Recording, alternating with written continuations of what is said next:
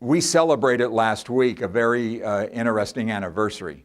On March 9th, last Wednesday, it marked the 7-year anniversary of the start of the bull market that we're still in right now. It was on March 9th. To set that up, just to give you a perspective about the whole concept of investing. Let's go back a couple of years before this. In 2007, October of 2007, the Dow Jones Industrial Average had reached an all-time high at that point in time, right around 14,000, right around 14,000. Within a year and a half, it had lost more than half of its value. Dropped down on March 9th, 2009, dropped down to 6,547. From 14,000 to 6,547 in a year and a half. It's a free fall. It's a free fall. It scared the bejeebers out of a lot of people, obviously. Okay, and a lot of people got out of the market. Okay, the problem is when you do that, how do you know when to get back into the market?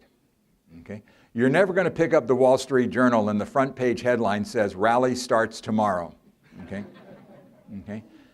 So what happened is, and I don't know what it was about March 9th of 2009, but the market turned on a dime.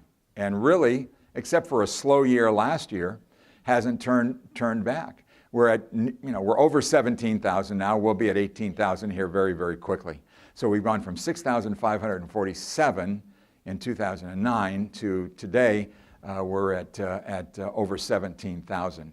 And we're up about 150% from that period, actually a lot more than that, okay? But I still believe that there are probably a lot of people who got out of the market back in 2009 that still haven't gotten back in because it's just too frightening for them. And that's fine. Everybody has their own tolerance for risk. And I never argue with people about their tolerance for risk. There are people in this room that if they extend their CDs from 3 months to 6 months, think they have taken the biggest leap in faith that you can possibly imagine. They don't sleep for 3 or 4 days wondering if they did something terribly, terribly wrong. And then there are people in the room saying, Chamberlain, the bus for Viejas leaves at 7:30, so let's keep it moving along here. Don't want to miss the bus here. So, I mean, everybody is different. Everybody has a different tolerance for risk, especially if you happen to be sitting next to your spouse. You probably have a dramatically different tolerance for risk. Seems how that always works out.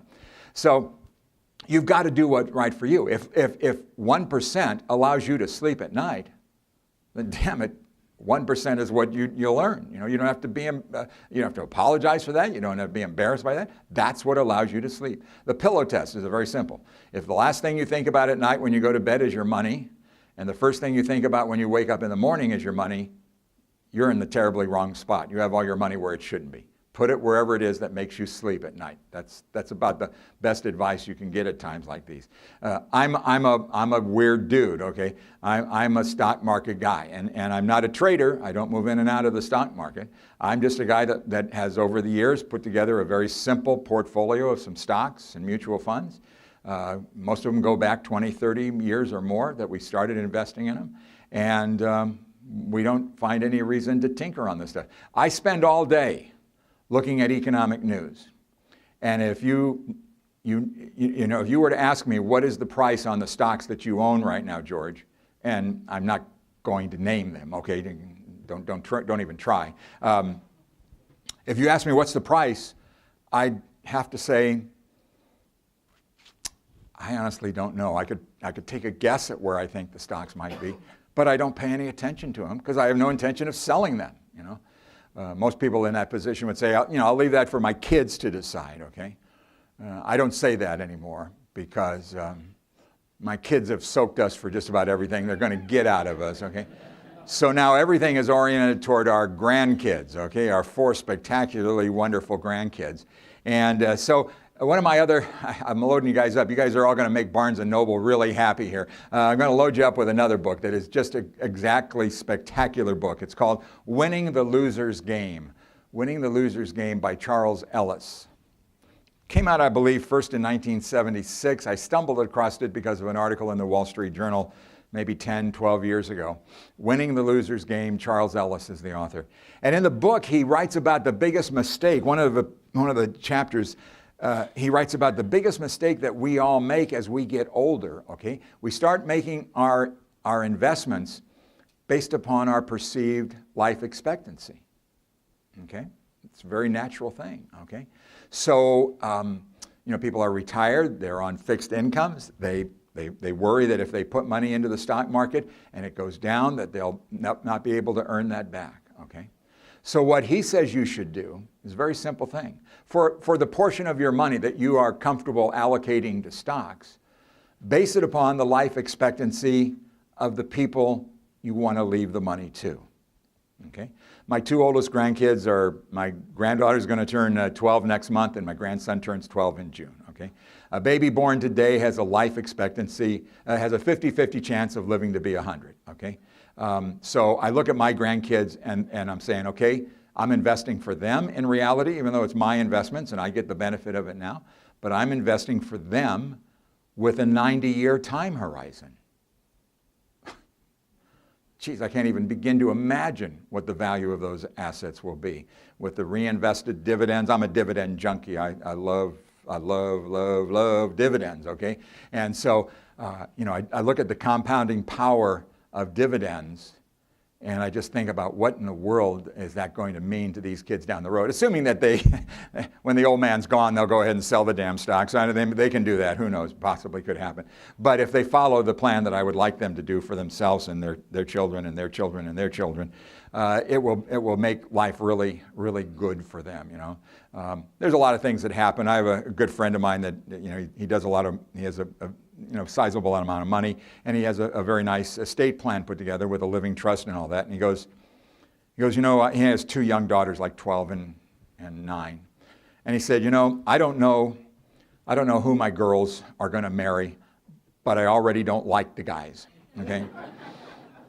And so he has this trust set up so that the spouses won't be able to monkey around with the money that's directed for his two daughters. So I think there's a lot of benefits to that. But again, I just look at the whole thing about investing for the long term. Let me tell you a Buffett story about dividends, and this is my favorite story.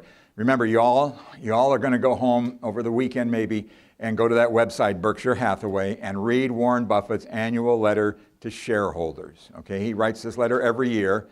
By the way, I think shares of Buffett stock are going for about $140 now. $140,000 a share. Berkshire Hathaway stock's $140,000 a share. No. But Buffett is the largest shareholder of Coca-Cola stock. Okay, started investing in Coca-Cola 40 plus years ago. Okay, and he owns 400 million shares of Coca-Cola stock. That represents about 10% of the company. Okay, Coca-Cola is what we call a dividend aristocrat.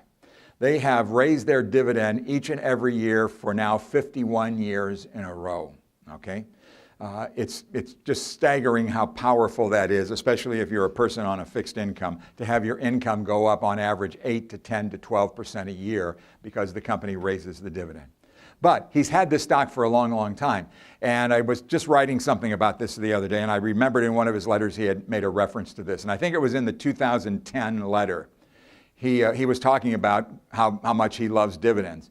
And again, he's invested about $1.9 billion in Coca-Cola stock over the years. It's worth about $16 billion now. He doesn't really care that much about that. That's not a big deal to him. What is the fact is that dividend has gone up year after year after year. And he said in 2010, he said by the year 2020, the company will be paid a dividend equal to the amount we've invested in the company. He will get 100% return on his money because the dividend has just slowly gone up year after year after year after year. And then the year after that, it'll go up some more, and the year after that, it'll go up more. The company will keep raising its dividend, sometimes small amounts, sometimes bigger amounts. But that's the power of dividends. That's the real power of dividends, is that your return goes up every year because of all of that.